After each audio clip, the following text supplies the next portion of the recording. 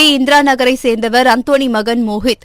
இவர் அதே பகுதியைச் சேர்ந்த ஜவஹர் மகன் ஆகாஷ் என்பவரிடம் 2500 ரூபாய் கடன் வாங்கியதாகவும் அதனை திருப்பிக் கொடுக்காததால் இருவருக்கும் இடையே தகராறு ஏற்பட்டுள்ளதாகவும் கூறப்படுகிறது. இந்நிலையில் பணத்தை கேட்டு ஆகாஷ் மற்றும் அவரது நண்பரான 17 வயது சிறுவன் மோஹித் வீட்டிற்கு சென்று அவரது தாய் சாந்தியிடம் தகராறு செய்துள்ளனர். மேலும் வீட்டின் முன் நிறுத்தி வைக்கப்பட்டிருந்த 1 லட்சம் ரூபாய் மதிப்புள்ள இருசக்கர வாகனத்திற்கு தீ வைத்துள்ளனர். இதுகுறித்து தென்பாகம் காவல் நிலையத்தில் சாந்தி புகார் அளித்ததன் பேரில் போலீசார் வழக்கு பதிவு செய்து ஆகாஷ் மற்றும் 17 வயது சிறுவனை கைது செய்து விசாரணை நடத்தி வருகின்றனர். சென்னை திருவொற்றியூர் மேற்கு பகுதி திமுக சார்பில் 4வது வட்டம் எர்ணாவூர் முருகன் கோவில் மற்றும் எர்ணாவூர் பேருந்து நிலையம் அருகில் நீர்மோர் பந்தல் திறப்பு விழா மாவட்ட பிரதிநிதி ராம்குமார் மற்றும் வட்ட செயலாளர் பவுல் ஆகியோர் ஏற்பாட்டில் நடைபெற்றது. இந்நிகழ்ச்சியில் திருவொற்றியூர் மேற்கு பகுதி செயலாளர் அருள்தாசன் கலந்து கொண்டு நீர்மோர் பந்தலை திறந்து வைத்து பொதுமக்களுக்கு மோர், இளநீர், தர்பூசணி, வெள்ளரிக்காய், நுங்கு, பழங்களை வழங்கினர். ராமநாதபுரம் மாவட்டம் பரமக்குடி அருகே இருசக்கர வாகனத்தில் வெங்கிட்டான்குறிச்சியைச் சேர்ந்த ஆனந்த பிரபாகரன் என்பவர் சென்று கொண்டிருந்தார். அப்போது இருசக்கர வாகனத்தின் மீது தனியார் மினி பேருந்து மோதியதில் நிலை தடுமாறி கீழே விழுந்த ஆனந்த பிரபாகரன் தலையில் பேருந்தின் பின்பக்க சக்கரம் ஏறி இறங்கியதில் அவர் தலை நசுங்கி சம்பவ இடத்திலேயே உயிரிழந்தார். இதனை அடுத்து தகவல் அறிந்து சம்பவ இடத்திற்கு சென்ற பரமக்குடி நகர் போலீசார் உடலை மீட்டு பிரேத பரிசோதனைக்காக பரமக்குடி அரசு மருத்துவமனைக்கு அனுப்பி வைத்து மினி பேருந்தின் ஓட்டுநர் கார்த்திக் என்பவர் மீது வழக்கு பதிவு செய்து விசாரணை மேற்கொண்டு வருகின்றனர். திருச்சி மாவட்டம் வையம்பட்டி நல்லாம்பிள்ளை வெள்ளிவாடி கிழக்கு பகுதியைச் சேர்ந்த பிரான்சிஸ் சேவியர் என்பவர் மினி சரக்கு வாகனம் வைத்து ஓட்டுநராக வேலை செய்து வந்தார். இந்நிலையில் கடந்த மாதம் 28ஆம் தேதி இருசக்கர வாகனம் மோதியதில் தலையில் பலத்த காயம் ஏற்பட்டு திருச்சி தனியார் மருத்துவமனையில் மேல் சிகிச்சை பெற்று வந்த நிலையில் மூளைச்சாவு ஏற்பட்டு உயிரிழந்தார். இதனை அடுத்து அவரது உடல் உறுப்புகள் தானம் செய்யப்பட்டது. பின்னர் அவரது சொந்த ஊரான டி உடையாப்பட்டியில் உள்ள கல்லறை தோட்டத்தில் வைக்கப்பட்டிருந்த அவரது உடலுக்கு அரசு சார்பில் டிஆர்ஓ ராஜலட்சுமி, ஸ்ரீரங்கம் வருவாய் கோட்டாட்சியர் தட்சிணாமூர்த்தி மற்றும் மணப்பாறை வட்டாட்சியர் தனலட்சுமி, மணப்பாறை காவல் துணை கண்காணிப்பாளர் மரியமுத்து உள்ளிட்டோர் இறுதி அஞ்சலி செலுத்தினர். தருமபுரி மாவட்டம் கடத்தூர் அருகே கேத்திரெட்டிப்பட்டி கிராமத்தைச் சேர்ந்தவர் சிவக்குமார். இவரது மகன் பவித்ரன் அவர்களுக்கு சொந்தமான விவசாய தோட்டத்திற்கு சென்றபோது எதிர்பாராத விதமாக அருகிலிருந்த 120 அடி ஆழம் கொண்ட கிணற்றில் தவறி விழுந்துள்ளார். கிணற்றில் 4 அடி தண்ணீர் இருந்ததால் சிறு காயத்துடன் கிணற்றில் கூச்சலிட்டுள்ளார். இதை கவனித்த அக்கம் பக்கத்தினர் தந்தை சிவக்குமாருக்கு தகவல் கொடுத்துவிட்டு கிணற்றில் இறங்கி மீட்க முயற்சித்தனர். ஆனால் அந்த முயற்சி தோல்வியில் முடிந்ததால் உடனடியாக பாப்பிரெட்டிப்பட்டி தீயணைப்புத் துறையினருக்கு தகவல் தெரிவிக்கப்பட்டது. இதனைத் தொடர்ந்து சம்பவ இடத்திற்கு சென்ற தீயணைப்புத் துறையினர் கயிற்றின் மூலம் மாணவனை பத்திரமாக மீட்டு ஆம்புலன்ஸ் மூலம் தருமபுரி அரசு மருத்துவமனைக்கு அனுப்பி வைத்தனர். திருவள்ளூர் மாவட்டம் மீஞ்சூர் அடுத்த நந்தியம்பாக்கம் பகுதியைச் சேர்ந்தவர் கிரண் சிங். இவர் தனது நண்பர்களுடன் சேர்ந்து வெள்ளம்பாக்கம் ஏரியில் குளித்துக் கொண்டிருந்தபோது நீரில் மூழ்கி மாயமாகியுள்ளார். இதுகுறித்து அளிக்கப்பட்ட தகவலின் பேரில் சம்பவ இடத்திற்கு வந்த பொன்னேரி தீயணைப்பு வீரர்கள் ஏரியில் மூழ்கி மாயமான இளைஞரை தேடும் பணியில் ஈடுபட்டனர். மேலும் இந்த சம்பவம் குறித்து மீஞ்சூர் காவல்துறையினர் விசாரணை நடத்தி வருகின்றனர். தூத்துக்குடி மாவட்டம் திருச்செந்தூர் அருகே உள்ள காயல்பட்டினத்தைச் சேர்ந்த அப்துல் ரஹீம் குடும்பத்துடன் திருச்செந்தூரில் உள்ள தனியார் மருத்துவமனைக்கு காரில் சென்று கொண்டிருந்தார். அப்போது அடைக்கலாபுரம் அருகே சென்றபோது காரின் முன்பக்க பகுதியில் இருந்து புகை வந்து தீப்பிடித்துள்ளது. இதனை கண்ட அப்துல் ரஹீம் உடனடியாக காரை நிறுத்திவிட்டு குடும்பத்துடன் கீழே இறங்கியுள்ளார். பின்னர் கார் மளமளவென தீப்பிடித்து எரிந்ததைத் தொடர்ந்து தகவல் அறிந்து சம்பவ இடத்திற்கு சென்ற தீயணைப்பு வீரர்கள் தீயை அணைத்தனர். இருப்பினும் கார் தீயில் எரிந்து கருகியது. இந்த சம்பவம் குறித்து திருச்செந்தூர் தாலுகா போலீசார் விசாரணை நடத்தி வருகின்றனர். தேனி மாவட்டம் சின்னமனூர் காந்திநகர் காலனியில் புகையிலைப் பொருட்கள் பதுக்கி வைத்திருப்பதாக போலீசாருக்கு ரகசிய தகவல் கிடைத்தது. அதன் பேரில் அப்பகுதிக்கு சென்ற போலீசார் ஒரு வீட்டில் சோதனை செய்ததில் 1 லட்சம் ரூபாய் மதிப்புள்ள புகையிலைப் பொருட்கள் இருப்பது தெரியவந்தது. இதனை அடுத்து அவற்றை பறிமுதல் செய்து வீட்டின் உரிமையாளரான பாலமுருகன் என்பவரை கைது செய்து விசாரணை மேற்கொண்டு வருகின்றனர்.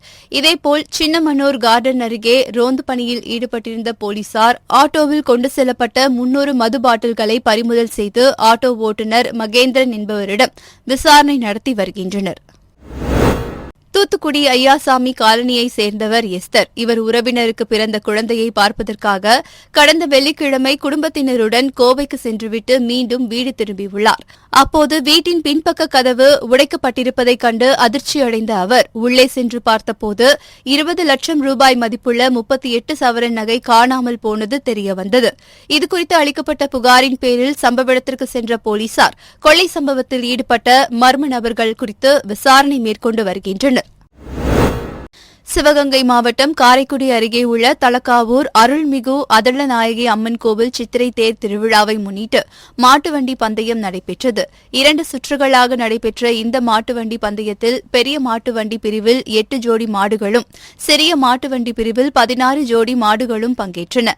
இதில் பெரிய மாட்டிற்கு 8 மைல் தூரமும் சிறிய மாட்டிற்கு 6 மைல் தூரமும் போட்டிக்கான எல்லையாக நிர்ணயிக்கப்பட்டிருந்தது.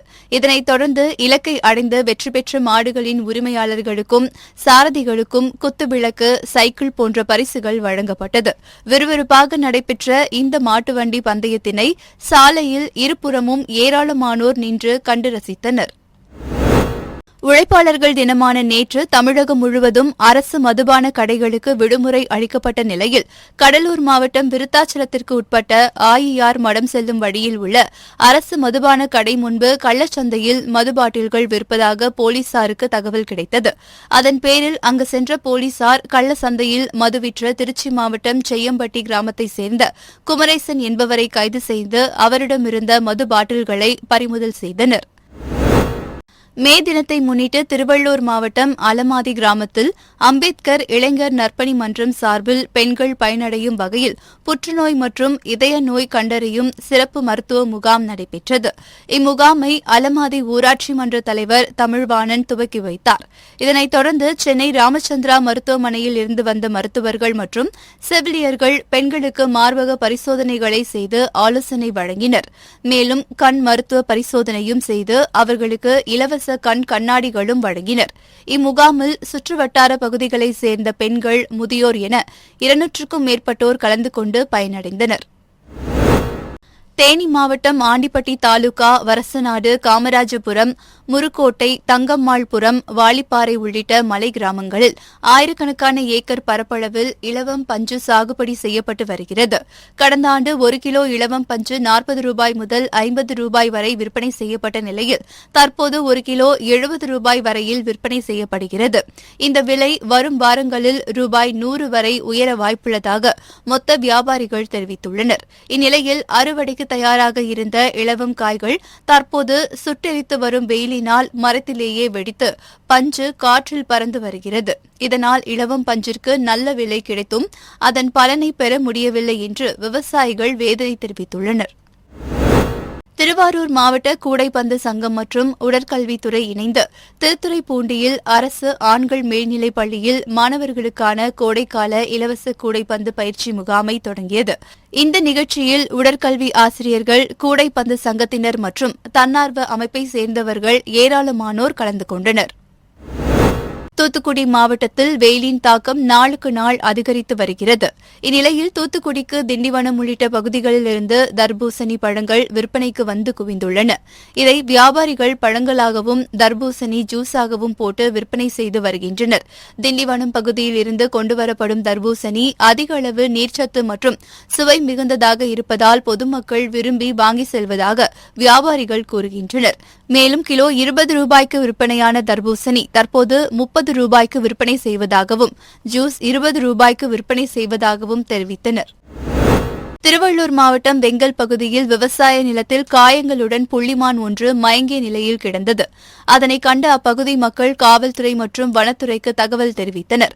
அதன் பேரில் சம்பவ இடத்திற்கு சென்ற செங்குன்றம் வனத்துறை அதிகாரிகள் ஆய்வு செய்ததில் காயங்களுடன் கிடந்த புள்ளிமான் உயிரிழந்தது தெரியவந்தது. இதனைத் தொடர்ந்து உயிரிழந்த புள்ளிமானை கைப்பற்றிய வனத்துறையினர் உடற்கூறு ஆய்விற்காக அதனை கொண்டு சென்றனர். வாகனங்களில் நம்பர் பிளேட்டில் ஸ்டிக்கர் ஒட்டினால் அபராதம் விதிக்கும் நடைமுறை இன்று முதல் அமலுக்கு வந்த நிலையில் சென்னை பெருநகர காவல் ஆணையர் அலுவலகம் முன்பாக போக்குவரத்து போலீசார் தீவிர சோதனையில் ஈடுபட்டுள்ளனர். இதில் முதற்கட்டமாக போலீஸ் ஸ்டிக்கர் ஒட்டி செல்லும் வாகனங்களை போக்குவரத்து போலீசார் கண்காணித்து அவர்களுக்கு 500 ரூபாய் அபராதம் விதித்தனர். இது உடனடியே 4 நாட்களுக்கு முன்னாடியிலிருந்து செய்தித்தாள் ஊடகங்கள் எல்லாம் எல்லாருமே வந்திருக்குது. ஸ்டிக்கரில் வந்து ஒட்டக்கூடாது, வாகனத்தில் வந்து ஒட்டக்கூடாதுன்னு சொல்லியிருந்தாங்க. இன்றைக்கு 2ஆம் தேதியிலிருந்து அதை வந்து அமுல்படுத்தணும் போகிறோன்னு சொல்லியிருக்காங்க. ஆகையால் வந்து இன்றையிலிருந்து அமுல்படுத்துகிறோம். முதல் கட்ட நடவடிக்கையாக காவல்துறை எல்லா துறைகளிலும் சொல்லியிருந்தாங்க. அதில் முதல் நடவடிக்கையை வந்து துறை ரீதியாக காவல்துறையிலிருந்து நடவடிக்கையை தொடரட்டும் அப்படின்ற முதல்ல காவல்துறையிலிருந்து வாகனங்களில் வந்து போலீஸ் அப்படின்னு எழுதியிருக்காங்கல்ல, நம்பர் பிளேட்டில் எழுதுறவங்களுக்கு மட்டும் நிறுத்தி அவங்களுக்கு விழிப்புணர்வு சொல்லி, சார் ஏற்கனவே கொடுத்துருக்குறோம், ப்ரெஸ்லாம் வந்திருக்காங்க, அவேர்னஸ் ஏற்கனவே இருக்குது, நீங்கள் என்ன அகற்றாமல் இருக்கிறீங்கன்னு சொல்லி அதை எடுத்துருங்க சார் சொல்லிட்டு 500 rupees சலான் போட்டுட்டு அவங்க நீங்களே போய் எடுத்துக்கிறீங்க. இதை நீங்கள் எடுக்காமல் கேர்லெஸ்ஸாக கவனக்குறைவாக விட்டீங்கன்னா அடுத்த முறை யாராவது வாகன தணிக்கையில் நீங்கள் மாட்டினீங்கன்னா கண்டிப்பாக அது வந்து 1500 2வது அஃபென்ஸாக எடுத்துக்கொள்ளப்படும். அது 1500 ஆட்டோமேட்டிக்காகவே வந்துடும். அதற்கு வழிவகை செய்யாமல் நீங்களே வந்து வீட்டில் போய் எடுத்துருங்க சார் அப்படின்னு சொல்லிடுங்க. திருவள்ளூர் கிழக்கு மாவட்ட திமுக இளைஞரணி சார்பில் எல்லாபுரம் வடக்கு ஒன்றிய இளைஞரணி துணை அமைப்பாளர் ராஜா ஏற்பாட்டில் பெரியபாளையம் பஜார் பகுதியில் நீர்மோர் பந்தல் திறப்பு விழா நடைபெற்றது. எல்லாபுரம் வடக்கு ஒன்றிய திமுக செயலாளர் ஜே மூர்த்தி தலைமையில் நடைபெற்ற இந்த நிகழ்ச்சியில் திருவள்ளூர் கிழக்கு மாவட்ட செயலாளரும் கும்மிடிப்பூண்டி சட்டமன்ற உறுப்பினருமான கோவிந்தராஜன், மாநில இளைஞர் அணி துணைச் செயலாளர் முகமது மாலிக் ஆகியோர் கலந்து கொண்டு நீர்மோர் பந்தலை ரிப்பன் வெட்டி திறந்து வைத்தனர்.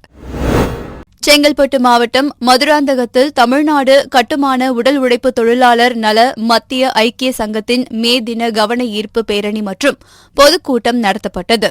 மாநில தலைவர் குமார் தலைமையில் நடைபெற்ற இந்த நிகழ்ச்சியில் சிறப்பு அழைப்பாளர்களாக முன்னாள் நீதிபதி முனைவர் தமிழ்வாணன், சென்னை உயர்நீதிமன்ற வழக்கறிஞர்கள் சங்க செயலாளர் கிருஷ்ணகுமார், மூத்த வழக்கறிஞர் தேசிங் ஆகியோர் கலந்து கொண்டு பல்வேறு ஆலோசனைகளை வழங்கினர்.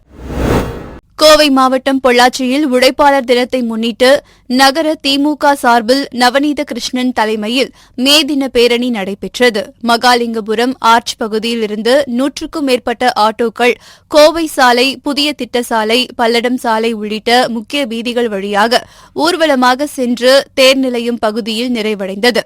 பின்னர் உழைப்பாளர் சிலைக்கு மலர் தூவி மரியாதை செலுத்தப்பட்டு ஆட்டோ ஓட்டுநர்களுக்கு நலத்திட்டங்கள் வழங்கப்பட்டது. இதில் ஏராளமானோர் கலந்து கொண்டனர். சென்னை கிழக்கு கடற்கரை சாலையில் அமைந்துள்ள முட்டுக்காட்டில் தமிழ்நாடு சுற்றுலா வளர்ச்சிக் கழகத்தின் மூலம் படகு இல்லம் இயக்கப்பட்டு வருகின்றது. கடந்த ஆண்டு துவங்கப்பட்ட இந்த கட்டுமான பணிகள் தற்போது முடிக்கப்பட்டு தயார் நிலையில் உள்ளது. இதனை செங்கல்பட்டு மாவட்ட ஆட்சியர் அருண்ராஜ் நேரில் சென்று பார்வையிட்டு ஆய்வு மேற்கொண்டார். அப்பொழுது இன்னும் எந்திரம் பொருத்தும் பணி உள்ளிட்ட ஒரு சில பணிகள் முடிவடைந்தவுடன் மக்கள் பயன்பாட்டிற்கு விரைவில் கொண்டுவரப்படும் என தெரிவித்தார். சென்னை சென்ட்ரல் ரயில் நிலையத்தில் ரயில்வே போலீசார் ரயில் பயணிகளிடம் சோதனையில் ஈடுபட்டிருந்தனர்.